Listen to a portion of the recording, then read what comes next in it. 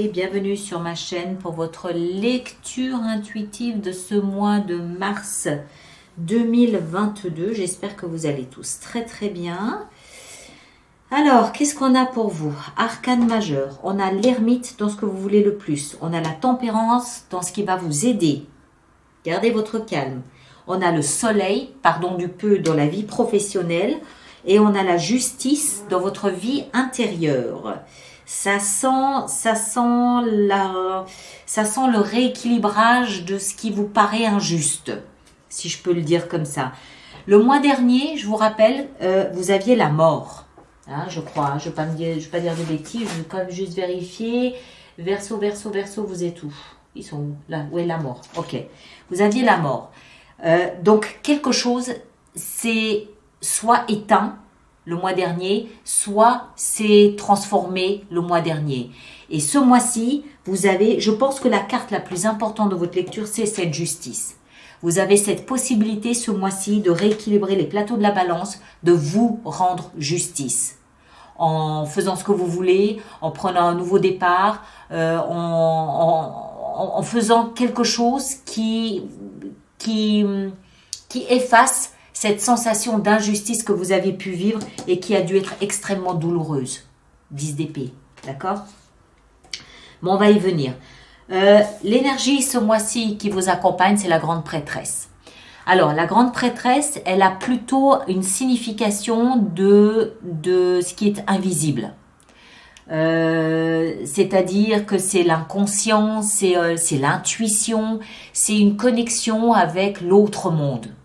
On peut se sentir guidé durant ce mois de mars par des énergies de défunts, par des énergies de personnes qu'on a perdues. Ça peut être le cas. On peut se sentir guidé à travers nos rêves. On peut se sentir guidé à travers des messages qu'on perçoit de l'intérieur. D'accord? On est guidé par une voix qui, voilà, sans partir dans des vrilles pas possibles, c'est peut-être juste la petite voix de l'intérieur, la petite voix de la sagesse intérieure qui nous parle et qui nous parle de justice, d'accord? Qui nous parle de justice pour nous, pas pour les autres, pour nous. Voilà, donc on est guidé d'une manière ou d'une autre par son intuition, par ses rêves, par des voix intérieures, par des convictions, on est guidé. Ok. Vous, votre énergie, elle est à la prise de décision après avoir évalué la situation. 7 de denier, c'est la moisson. Qu'est-ce que vous récoltez? Qu'est-ce que vous avez dans votre panier de récolte? Est-ce que c'est à la hauteur de ce que vous espériez? Est-ce que c'est décevant? Je pense que certains d'entre vous vont estimer que c'est décevant, que c'est pas à la hauteur parce que vous décidez de vous tourner vers l'avenir, de vous tourner vers autre chose et de tourner le dos au passé. Alors, ça peut aussi très bien être juste une expérience qui arrive à son terme, ok? Vous prenez ce que vous avez à prendre et vous poursuivez votre chemin, mais ailleurs. Ce qui est certain, c'est que entre ces deux énergies, il y a un changement de direction. Soit parce que la récolte est décevante, soit parce que de toute façon c'était la fin d'un contrat, c'est comme ça, point barre, et qu'il n'y a rien d'autre à en attendre, à en espérer. C'est un solde de tout compte et automatiquement vous regardez ailleurs pour voir ce qui s'y trouve. D'accord? Mais il y a clairement un changement de direction dans votre énergie. Ce que vous voulez le plus, c'est la sagesse. Je pense que ce que vous voulez avec ça, c'est ne pas prendre de décisions intempestives. Il y a autre chose avec cet ermite. Ne pas prendre de décisions intempestives, mais je pense surtout que quelque part au fond de vous, vous avez envie de prendre une décision qui est, comment est-ce que je dois dire ça, qui est soutenue par une considération pour la nature humaine. C'est ce que vous voulez le plus, hein? Alors oui, il y a cette sagesse, il y a cette profondeur de décision, mais il y a surtout cette envie que vous avez d'être très humain, de ne pas être une espèce de justice implacable. Vous voulez vivre ce mois de mars en étant très humain ou humaine, vous adapter. Je ne sais pas si vous comprenez ce que je veux dire. C'est pas me rendre justice, oui, mais pas une justice froide et glaciale. Non, vous voulez une justice qui reste avant tout humaine. Pourquoi? Parce que vous avez flirté avec ces déceptions, vous avez flirté avec des blessures, vous avez flirté avec des tristesses, vous avez flirté avec la souffrance. Vous connaissez ces émotions-là, d'accord? Vous les connaissez, ces émotions. C'est peut-être d'ailleurs pour ça que vous êtes guidé, parce que vous êtes déjà passé par là. Et en étant déjà passé par là, vous parlez d'expérience. Donc vous ne pouvez pas prendre une décision, même si c'est décevant comme résultat, vous ne pouvez pas prendre une décision qui soit froide et rigide. Vous devez garder un aspect très humain dans ce que vous décidez de faire.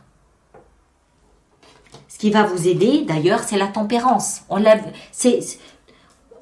Je pense que ce mois de mars, il y a un virage, je vous l'ai dit, d'accord? Il y a une notion de « je me rends justice », oui.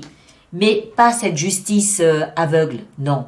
Une justice juste et bonne, humaine, droite, tempérance, d'accord?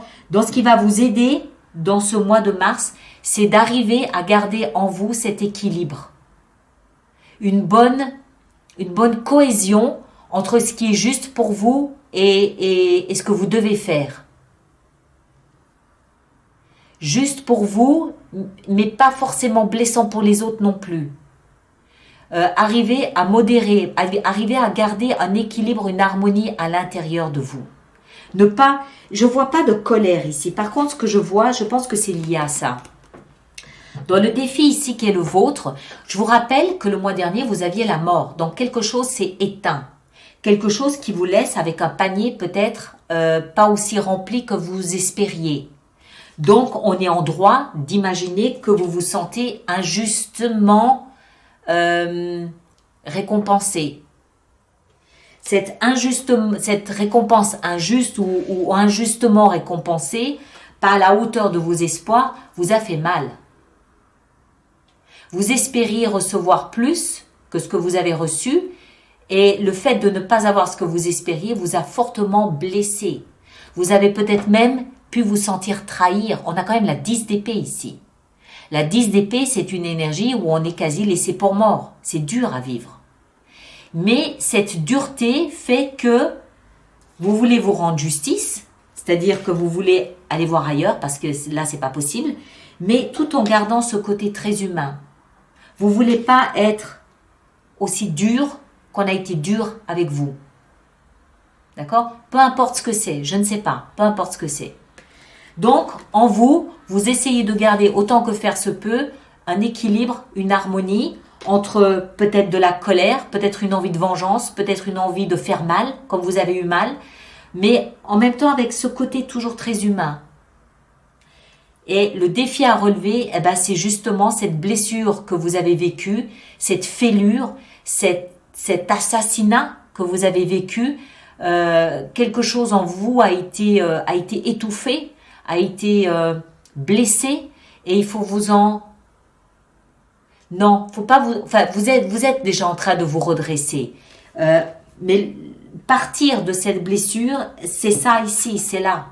Quand je vous dis que vous prenez un virage, c'est là. Pourquoi? Parce que vous avez pris conscience que vous n'aurez jamais autant que ce que vous avez donné. Et cette prise de conscience vous aide à prendre un chemin différent, donc à vous rendre justice. Mais en faisant cela, voilà, vous êtes conscient que faut se remettre debout. Et puis surtout, il faut essayer de ne pas céder à des émotions trop extrêmes et garder toujours un équilibre à l'intérieur de vous. Dans votre vie sentimentale, il est question du passé. 6 de coupe, c'est revenir à des sensations d'avant la perte de votre innocence. C'est revenir à des sensations, à des émotions très pures, très, très innocentes. C'est revenir à une forme d'innocence dans l'expression de vos émotions.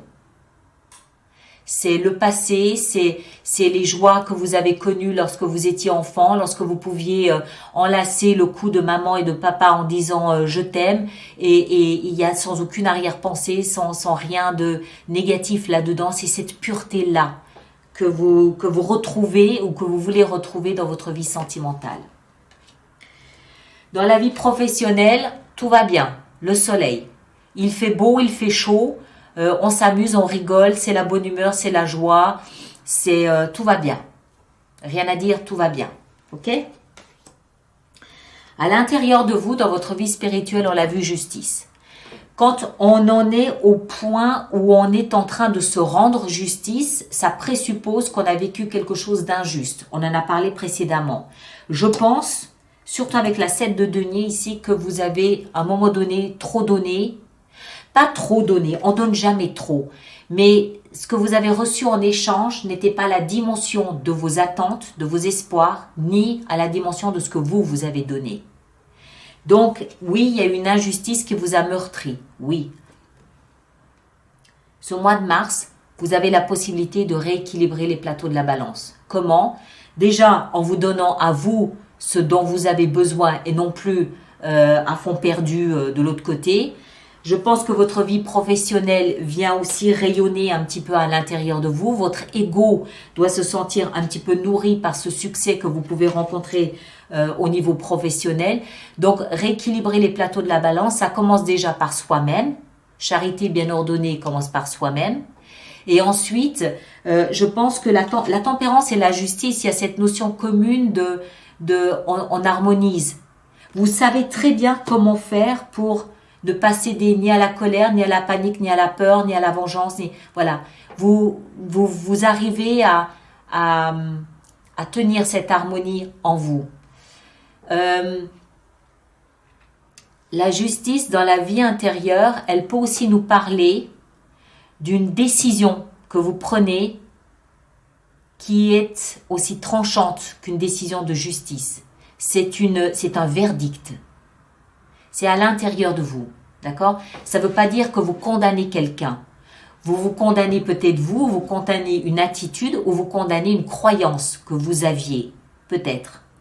Mais avec cette sanction, ça vous permet d'aller plus loin. C'est ce que je vous disais ici. Vous prenez un virage, cette sanction qui tombe vous permet de regarder de l'autre côté de la berge. Ok, mon panier n'est pas aussi rempli que ce que j'espérais. Ok, mea culpa, tant pis pour moi, j'ai cru, je me suis trompée. Ok, c'est pas grave. Je vais maintenant rééquilibrer pour redémarrer ma vie en me mettant moi au premier plan. La tempérance, c'est aussi trouver un nouveau point d'appui dans sa vie. Ok, je me suis trompée, pas de problème. Je rééquilibre, je me rends justice et je fais en sorte de démarrer quelque chose où en fait je suis le centre de ma vie. Et c'est un petit peu ce qui se passe. Et je pense qu'en cela, vous êtes guidé soit dans vos rêves, encore une fois, soit par votre intuition, soit par des pressentis, des ressentis, des sensations intérieures que vous avez qui vous guident. Parce que en fin de mois, je pense que vous mettez en action ce que vous avez décidé ce mois de mars. Le roi d'épée, alors, je vais aller dans l'ordre. Le roi d'épée, il peut représenter une personne d'un signe d'air comme vous. Verseau, Gémeaux, Balance. Homme ou femme. Le fait que ce soit un roi peut nous indiquer que c'est quelqu'un de plus mature, de plus âgé que vous. Il peut aussi, le roi d'épée, puisque les épées nous expliquent que les épées représentent tout ce qui est communication, tout ce qui est échange verbal, communication, écrit, acte, engagement, tout cela. Le roi d'épée, du coup, peut représenter un avocat, un juge, un notaire, un patron. Ça peut être ça. Peut-être que ce qui se passe ici vous donne envie d'aller voir un avocat, un notaire, votre patron. Voilà, ça peut être ça. Ça peut être la prise de contact avec un homme de loi qui vous aide à faire une démarche ou une autre, je ne sais pas. Maintenant, ça peut aussi nous expliquer que c'est vous qui prenez cette énergie en fin de mois, où vous entrez pleinement dans votre ADN, vous entrez pleinement dans votre énergie à vous de signe d'air, avec cette notion de maturité et de responsabilité, et vous assumez pleinement les choix, les décisions que vous avez prises ce mois de mars, à savoir vous rendre justice. Parce que ce que vous avez vécu ici, c'est pas facile. 10 d'épée, bon, la bonne nouvelle, c'est que c'est une 10, donc ça veut dire qu'on est à la fin de quelque chose, mais quand même, c'est quelque chose de pas évident, et je pense que vous y avez laissé des plumes. Alors, ces plumes, soit vous essayez de les récupérer par le biais d'un homme de loi, soit vous les récupérez en vous faisant justice vous-même, d'une façon ou d'une autre. D'accord ? Bon, allez, on va faire notre extension. Donc, tous ceux pour qui cette lecture fait résonance, je vous rappelle qu'il existe une extension. Elle se trouve sur mon site internet alice-nicolas.com, et tous ceux qui vont régulièrement se procurer des extensions, je vous rappelle que j'ai mis en place un système d'abonnement aux extensions qui est économiquement plus intéressant pour vous, avec des abonnements à 3 mois, à 6 mois ou à 12 mois. Voilà. Toutes les informations sont dans la rubrique abonnement du site internet. Alors, la grande prêtresse, on a le valet de coupe. Excellent, ça me plaît beaucoup.